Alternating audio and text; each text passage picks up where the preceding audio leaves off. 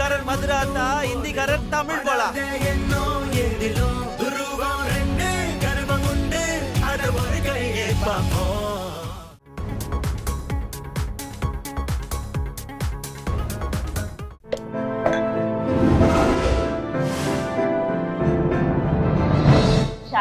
விசித்ரா.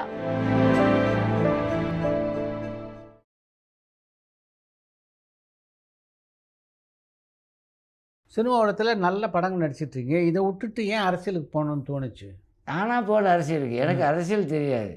நான் கலை நிகழ்ச்சி பண்ணிக்கிட்டு இருக்கேன். கோயில் நிகழ்ச்சி, கல்யாண நிகழ்ச்சி, பொருட்காட்சி, கோடை விழா, ஊட்டி, கொடைக்கானல், அதில் புலவர் ஷோ நடக்குதுல்ல, அப்போ எனக்கு வரும். நான் பண்ணிக்கிட்டு இருந்தேன். இது என்னை கூட்டு அமைச்சு பிரச்சாரத்துக்கும் பயன்படுத்திக்கிட்டாங்க. அதுலேருந்து இதுவரை தேர்தல் பொதுக்கூட்டம் போடுறாங்கல்ல, அதில் மீட்டிங்கில் ஒரு மணி நேரம் கூட்டம் கூடுறதுக்காக நம்ம டான்ஸ் பண்ணுவோம். பொருட்காட்சியில் 3 மணி நேரம் பண்ணுவோம். கல்யாண வீட்டில் 3 மணி நேரம் பண்ணுவோம். கோடை விழாவில் 1 மணி நேரம் பண்ணுவோம். இந்த பர்த்டே பார்ட்டியில் அரை மணி நேரம். ஏன்னா மிமிக்ரி பண்ணுவோம், கொஞ்சம் நேரம் மேஜிக் பண்ணுவோம். ஏன்னா இந்த நடிகர்களோடு கொஞ்சம் நேரம் காமெடி, இப்படி இருக்கும். இந்த சினிமாவை விட வருமானம் இருந்தது அதில் அதிகமாக. அதனால நம்ம வளமாக இருந்துக்கிட்டு இருக்கோம். இல்லை, அதனால தான் போனீங்களா அதுக்குன்னு கேட்குறேன். அதுக்காக போகல, வேலை இருக்கணும்ல. இப்போ அதனாலேயும் எனக்கு இடையில சினிமா பக்கம் போகாதது என்னையே பாதி மறந்துட்டு இருக்காங்க. போயிட்டு இருந்தால் பரவாயில்ல. நம்ம எப்போ வந்து பார்த்தா மேனேஜர் வந்து ஆள் இல்லை, அங்கே போயிருக்கேன் அங்கே போயிருக்காரு, அப்படி தான் போயிடுச்சு. இப்போ அதுக்கு இனிமேல் சந்தர்ப்பம் இல்லை, அதெல்லாம் ஒதுக்கியாச்சு. இப்போ மறுபடியும் சினிமாவில் தான் பண்ண முழுக்க சினிமா தான். ஆமாம், மீண்டும் ஆச்சார ஷெரீஃபை வண்ணத்திரையில் சின்ன திரையில் காணலாம். எப்போ முதல்ல ஜெயலலிதா சந்திச்சிங்க? 91 ஃபோன் வந்துச்சு எங்கள் வீட்டுக்கு வடபழனிக்கு. அப்போ செல்ஃபோன் கிடையாது. இந்த இவ்வளோ பெரிய ஃபோன் இங்கே பக்கத்து வீட்டெல்லாம் எழுப்பும். அந்த ஃபோனு போயஸ் கார்டில் இருந்து எங்கள் அப்பா அவ்வளோவா படிக்கல, இல்லை வயசானவங்க. இந்த மாதிரி ஜெயலலிதாம்மா அப்படியா இன்னும் ஜெயலலிதாம்மா கூப்பிட்றாங்களாம்மா. ஒன்று மாருதிக்கு வேன் வச்சுருந்தேன், ஓமினி வேன். அப்போ வண்டி எடுத்துகிட்டு உள்ளே போனேன். அங்கே ஒரு சங்கரலிங்கம் ஒரு புலவர் இருந்தார். அம்மா நிகழ்ச்சி வைக்கணும், பிரச்சாரத்துக்கு கிளம்பணுமா. நான் பயந்துட்டேன், என்ன பெரிய இடத்துக்கு வந்துருக்கிற, என்ன உள்ள மிஸ்டர் ஆஜா ஷரீஃப்னாங்க. ஒரு சாலை கையில் கொடு. எதிர்கட்சியை பற்றி பிரச்சாரத்தில் திட்டாதீங்க. புரட்சித் தலைவர் என்ன மக்களுக்கு நலத்திட்டங்கள் சாதனைகள் செஞ்சாங்களோ அதை போலவே அம்மாவும் செய்வாங்க. 91 அம்மாவை வெற்றி பெற வைப்பது உங்கள் கடமை. அதே மாதிரி நீங்கள் போகிற வேட்பாளர்களையும் வெற்றி பெற வைப்பது உங்கள் கடமை. அவங்க சொன்ன மாதிரி என்ன ஒரு செலவு பணம் வந்தாங்க, வண்டி கொடுத்தாங்க. போகிற லெட்டர் கொடுத்துட்டாங்க. இந்த மாதிரி வரும் நடிகர் ராஜாசிரி கலைக்குழு நல்லபடி தங்க வைப்பது, பாதுகாப்பு கொடுப்பது உங்களை வெற்றி பெறுவது கடமையாகும். ஜெயலலிதான்னு ரொம்ப சந்தோஷம் எங்கள் அப்பாவுக்கெல்லாம். அப்புறம் வந்து அடுத்தடுத்த தேர்தல்லாம் லைனாக போனேன். எம்பி தேர்தல், மாநகராட்சி தேர்தல், கவுன்சிலர் தேர்தல். நேரடியாக எலெக்ஷன் நேரத்தில் உட்காந்து பேசுவாங்க. அவங்க உட்காந்துருப்பாங்க, அப்புறம் எந்திரிச்சிடுவாங்க, மேட்ரு சொல்லுவாங்க, போயிடுவோம். பாக்கி கழகத்துக்கு பொதுக்குழு அதுப்பெல்லாம் வரும்போது உட்காந்து அவங்க பக்கத்தில் இல்லை, அமைச்சர்கள் இருப்பாங்க, எதிர் சீட்டில் மாமன்ற உறுப்பினர்கள் எல்லாம் கட்சிக்காரர்கள். அதே மாதிரி குண்டு கல்யாணம் சொன்னார், கலைக்குழு கொஞ்சம் கஷ்டத்தில் இருக்குது, உதவி செய்யணும், பரிசீலிக்கப்படும் அப்படின்னு சொல்லி தீபாவளிக்கு 25,000 கொடுத்துருவாங்க. அப்படியா? ஆமாம். இப்போ லாஸ்ட்டாக எடப்பாடி வந்தார், 10,000 வந்து பேங்கில் அக்கௌண்ட்டில் போட்டுருவாங்க. எந்த மந்திரி வீட்டுக்கு பக்கத்துலேயும் போகக்கூடாது. கலைக்குழு ஒரு அமௌண்ட்டு போடுறதா இருந்தாங்க, போட்டு அது மூலம் இப்போ மாதம் அதுக்குள்ளே உடம்பு சரியில்லை, ஜெயிலுக்கு போயிட்டாங்க, வருத்தமான சூழ்நிலைக்கு போயிட்டாங்க. அவங்க வந்து இன்னமும் நம்ம தெளிவாக இருக்கும். கலைஞரை சந்திச்சிருக்கீங்களா? இல்லை, சீட்டு கொடுத்தாங்க. ஆனால் கலைஞர் படத்தில் நடிச்சிருக்கேன். பூம்புகார் ப்ரொடக்ஷன்ஸ். யார்? முரசொலி மாறனோட தம்பி செல்வம் அவர் படத்தில் நடிச்சு. அவர் நல்ல தங்கமான மனுஷன். இடையில அதிமுக எலெக்ஷன் இடைத்தேர்தல் காஞ்சிபுரத்தில் குப்புசாமிங்கிற ஒரு டெய்லர், அவருக்கு நான், பாக்யராஜ் சார், சிஆர்எஸ் சரஸ்வதி, மண்ணாங்கட்டி சுப்பிரமணியம், இவர் பழனிசாமி, தவக்கலை எல்லாம் ஒரு ரவுண்டு போயிட்டு வரோம். ஷூட்டிங் லேட் ஆகிடுச்சு நான் வர்றதுக்கு. டைரக்டர் மணிவண்ணன், என்னையா இவ்வளோ லேட் பண்ணிட்டேன், இதுதான் எலெக்ஷன் பிரச்சாரம் முடிஞ்சது வந்தேன். உடனே முரசொலி மாறன், அரசியல் வேறு சினிமா தொழில் வேறு சார் ரெண்டாயிட்டு பக்கத்து சபாபதி கேமரா சிரிக்கிறார். சபாபதி நல்ல அசோக் குமார் கேமராமேன்கள் அதே மாதிரி. எனக்குன்னு நான் ஐடி கம்பெனியில் ஸ்டூலை போட்டு ஹீரோ பகுதிக்கு வச்சு எடுப்பாங்க. மணிவண்ணனை நிழல்களில் நடிச்சதுலேருந்தே உங்களுக்கு தெரியும். ஆமாம், அவர் பையன் நான் நடிப்பேன், ம். ட்ரெச்சுக்குள்ளே விழுந்துருவேன். அதுக்கு முன்னாடி ஜோதின்னு ஒரு படம் நடித்தார். அதுக்கப்புறம் நிழலுக்கு அப்புறம். அப்போ அந்த ஹோட்டலில் வச்சு எடுத்தாங்க. எங்கன்னா அந்த கமலஹாசன் வீட்டு பக்கத்தில் ஒரு ஹோட்டல் டிஸ்கஷன்லாம் நடக்கும். ஆமாம். இது இப்போ பார்த்தா பெரிய கவிதா. கவிதா ஹோட்டல். கவிதா ஹோட்டல் அதே மாதிரி பாம் குரூப்பில் டிஸ்கஷன், அசோகா ஹோட்டலில் டிஸ்கஷன், கதை டிஸ்கஷன். கமலஹாசனோட நடித்த அனுபவத்தை சொல்லுங்கள். தூங்காதே தம்பி தூங்காது பண்ணேன். போஸ்டர் ஒட்டிட்டு அதிலே படுத்துவேன். தூங்காதே தம்பி தூங்காதே பாட்டுக்கு போய்ட்டு என்னை கையில் கூட்டிகிட்டு போவார். அப்போ கை பிடிச்சி, சின்ன பையன் தானே, கை கொசு கொசுன்னு இருந்துச்சா, என்ன லேடிஸ் கை மாதிரி இருக்குது, எக்ஸசைஸ்லாம் பண்ணுங்கன்னு அட்வைஸ் பண்ணார். நம்ம எக்ஸசைஸ்லாம் பண்ணல, குடும்பத்துக்கு சம்பாதிக்கிறதுலேயே இருந்துட்டோம். என் தம்பி எக்ஸசைஸ்லாம் பண்ணி இவ்வளோ பெருசாக இருக்கான். என் பையன் இப்போ என்னோட இவ்வளோ பெருசாக இருக்கான். எப்போ கல்யாணம் பண்ணீங்க? நான் 94. 7 அமைச்சர்கள் வந்தாங்க. மதுசூதரன், நத்தபசுரன், ராஜகண்ணப்பன், டிஜே குமார், கரூர் சின்னசாமி எல்லாம் வந்தாங்க. அது மாதிரி சுகன்யா வந்தது, சீதா வந்தது, பார்த்திபன் வந்தது, பாகியராஜ் சார் வந்தார், நளினி, ராமராஜா எங்கள் ஊருக்கே வந்துட்டாங்க. கல்யாணம் அங்கே, ரிசப்ஷன் அங்கே. சினிமாவில் வந்தப்போ நீங்கள் ஒன்றும் காதலிக்கலையா? எனக்கு காதல் பிடிக்காது. ஏன்னா எங்கள் அப்பா கூடவே இருப்பார். போன டேய் என்னடா அங்கே பார்க்குற, இப்படி பார்த்தா அப்படி பார்க்குறேன். அப்போ அந்த எண்ணங்கள் கிடையாது. குடும்பம் முன்னுக்கு வரணும், குடும்பத்துக்காக உழைக்கணும், அந்த எய்ம் இருந்ததுனால இது வரைக்கும் அப்படி தான் ஒரே கல்யாணம் தான் பண்ணிக்கிட்டோம். ஹிந்தி படங்கள் பண்ணியிருக்கீங்களா? கட்டிப்பத்தன், சோர் சோர் இது, அப்போல்லாம் தர்மேந்திரா, அசோக்குமார், அந்த காலம் சின்ன 45 வருஷத்துக்கு முன்னாடி. 78 வந்தோன்னா இப்போ எத்தனை வருஷம் ஆச்சு? புதிய வருஷம் 79. ஆமாம். அதுக்கு முன்னாடியே சின்ன சின்ன ரோல்லாம் பண்ணுவோம். அருணாசலம் ஸ்டுடியோவில் மரத்தடியில் பஞ்சாயத்து நடக்கும். நாங்கள் சின்ன பசங்க கோலி விளையாடுவோம். 100 ரூபா சம்பளம், 20 ரூபா கூட்டி போகிறவங்க எடுத்துக்குவோம். 80 ரூபா. அப்போ எங்கள் 80 ரூபா எங்களுக்கு 4 நாள் செலவு வரும். அப்போல்லாம் 1 ரூபா தான் அரிசி பருப்பு. அப்போ லட்சங்கள்லாம் சந்திரபாபு வாங்கினாரோம், தலைவர் எம்ஜிஆர் வாங்கினாரோம், பாட்டு போடுவாங்கள ஒருத்தவங்க அவங்க வாங்கினா 3 பேர் தான் வாங்கினாங்க. டி ராஜேந்திரோடைய டைரக்ஷன்லேயும் நடிச்சிருக்கீங்களா? ராகம் தேடும் பல்லவி, சங்கர் ஹீரோ. அது வெந்நீர் ஆடிமூர்த்தி தம்பி சக்கரை போடும் பாரு.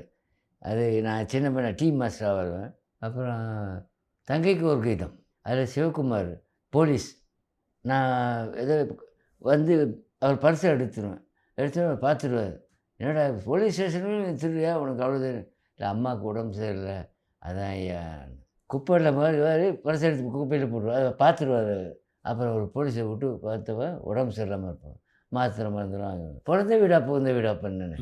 சிவகுமார் தம்பியாக அவர் பீரோலேருந்து சிகரெட் எடுப்பேன், பானுப்பிரியா கைப்பிடிப்பாங்க, திருவிழா தப்பு இல்லையா direction we Sekar sir.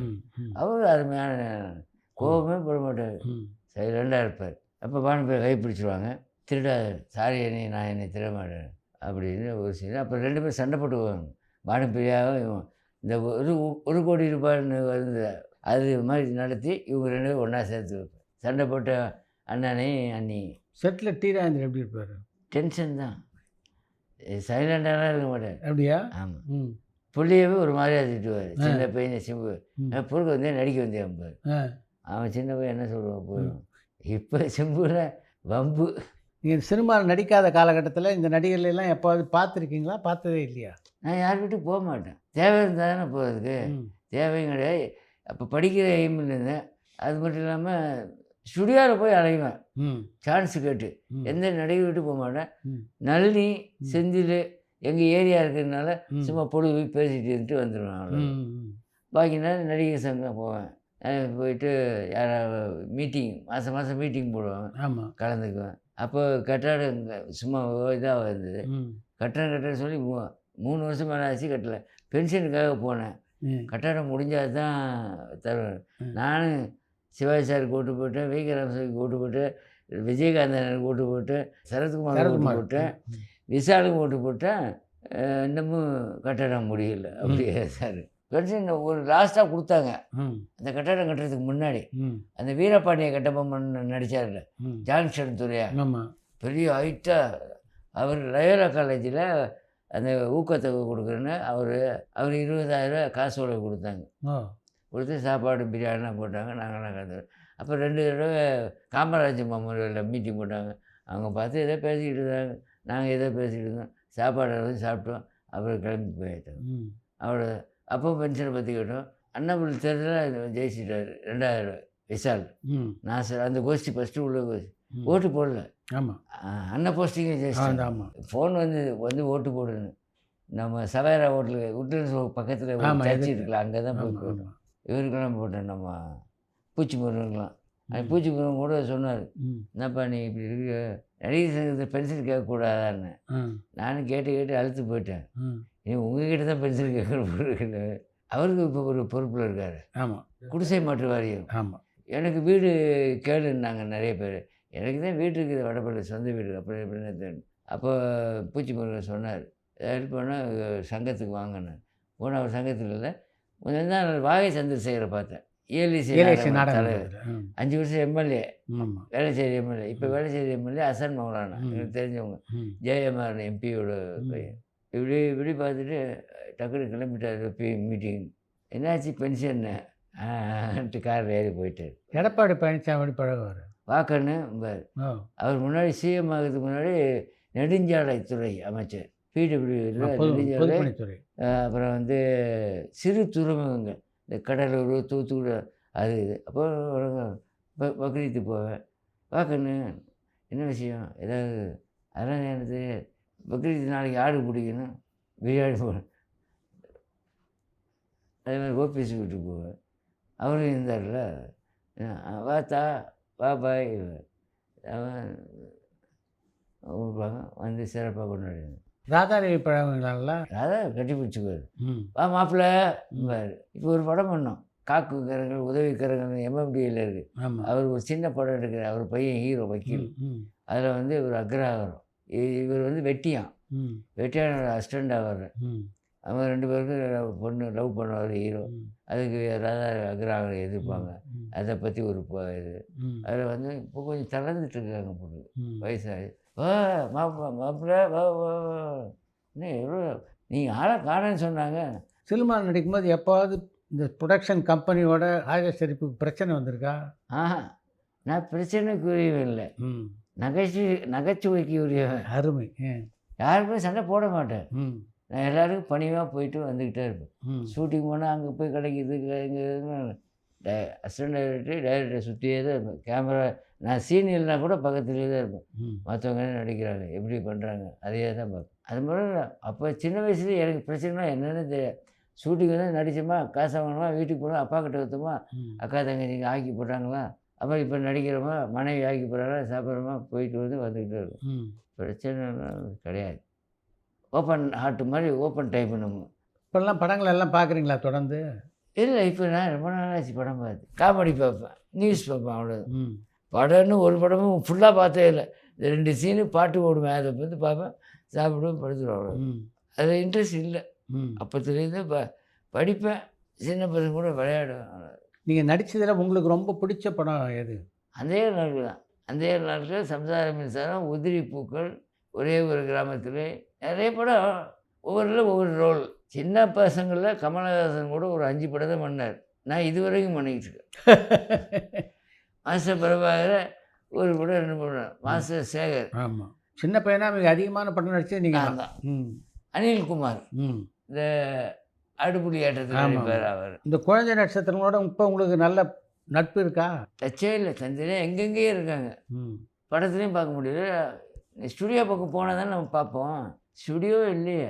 Vahini வந்து ஆஸ்பத்திரி ஆச்சு, க்ரீன் பார்க் ஆயிடுச்சு, விஜயா கார்டன் ஹெல்த் சென்டர் ஆயிடுச்சு, அதுக்கு பக்கத்தில் ஒரு இது இருந்துச்சு, அது கூட காம்ப்ளெக்ஸ் ஆயிடுச்சு. ம் விக்ரம் ஸ்டுடியோ காம்ப்ளெக்ஸ், ம் சாரதா ஸ்டுடியோ காம்ப்ளெக்ஸ், அந்த பக்கம் கோல்டன் ஸ்டுடியோ கோல்டன்னு ஃப்ளாட் ஆயிடுச்சு, கற்பகம் அதுவும் ஃப்ளாட் ஆகிடுச்சு. ஸ்டுடியோவே இல்லை சென்னை சிட்டிக்குள்ளே. கேமரா எடுக்கிறாங்க, வெளியூர் கிராமங்களுக்கு போயிடுறாங்க. நீங்கள் குழந்தை நட்சத்திரமாக இருந்தபோது உங்களுக்கெல்லாம் நல்ல நட்பு இருந்ததா? அப்போ எல்லாம் சந்திப்போம்ல, ம் சின்ன நடிகர்லேருந்து பெரிய நடிகர்கள் நடிப்போம். அப்போ எல்லாம் அண்ணன் தம்பி மாமா மாச்சா மாதிரி தான். அப்போ யார் ராஜா ஷெரீஃபுக்கு ஃப்ரெண்டு?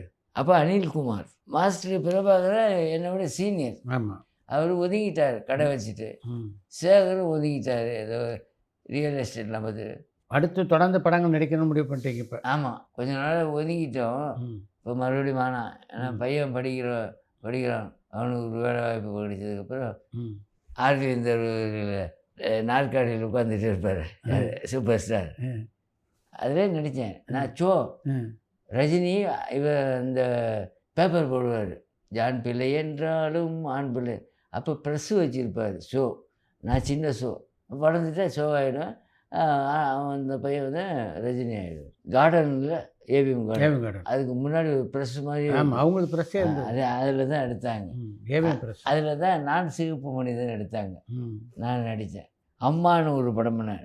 ராஜசேகர், சரிதா கூட நான் வருவேன்.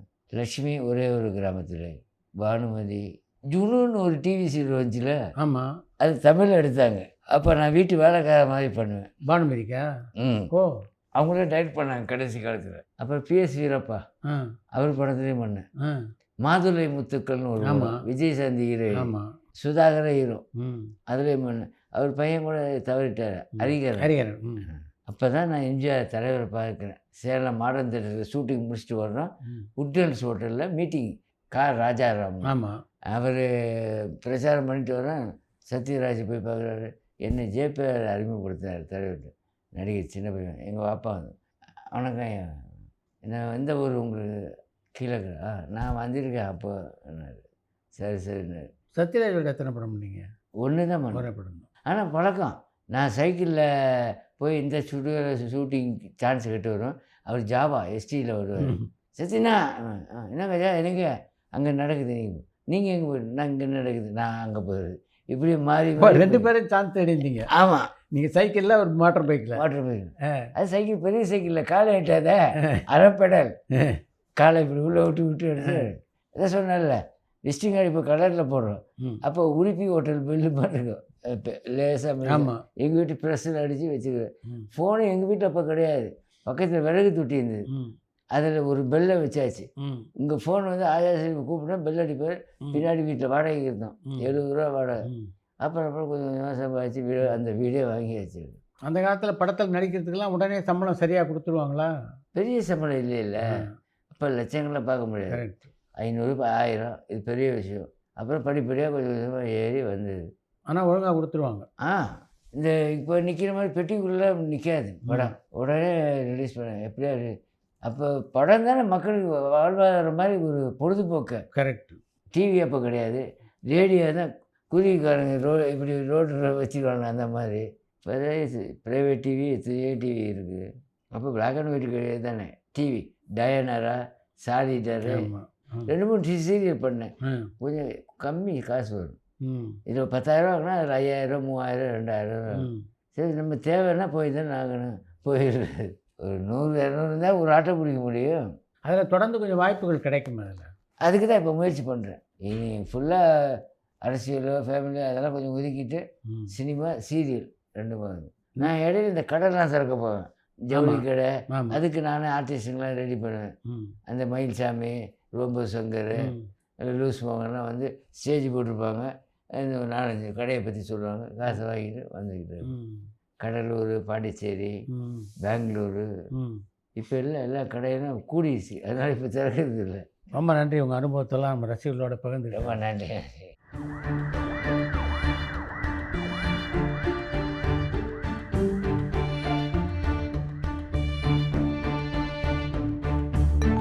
பரபரப்பான சினிமா செய்திகள், நட்சத்திரங்களின் பேட்டிகள், சினிமா வரலாறு ஆகியவற்றை பார்க்கவும் படிக்கவும் உங்களுக்கான இணையதளம் touringtalkies.co.